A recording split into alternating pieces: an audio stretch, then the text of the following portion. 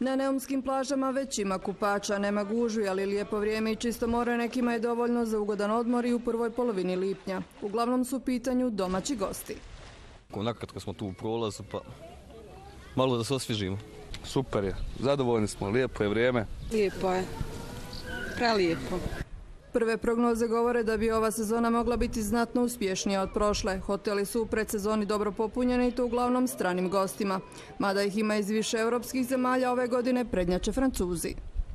Poslije Francuza imamo gostiju iz dosta zemalja, nema neko dominantno, znači Njemačka, Belgija, Austrija, Poljska je značajno zastupljena, ima dosta gostiju iz Grčke.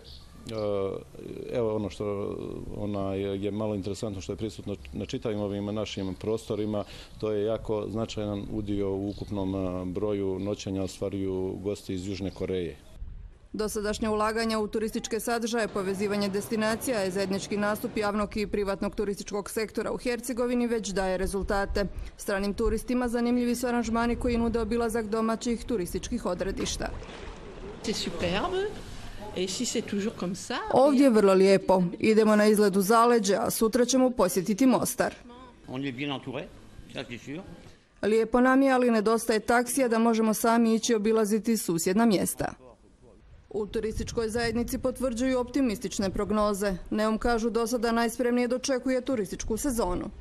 Mi nastojimo kao turistička zajednica da svi i hoteli, da sve destinacije jednostavno pokušaju da se uveže kompletna Hercegovina kao jedna jedinstvena turistička tura. Na prvom mjestu, kao i uvijek, vinska cesta Hercegovine, kulturno-istorijski turizam, na prvom mjestu Mostar, Blagaj, Počitelj, Mogorjelo. Neumske plaže neće još dugo biti poluprazne. Gužve se očekuju po završetku školske godine kada zbog sunca i mora dolaze uglavnom domaći gosti. Oni strani su nešto izbirljiviji i traže dodatne sadržaje kojih trenutno nema dovoljno. Međutim, promocija Hercegovine kao turističke regije postigla je cilj. Strani gosti odsjedaju u Neumu i posjećuju domaća odredišta.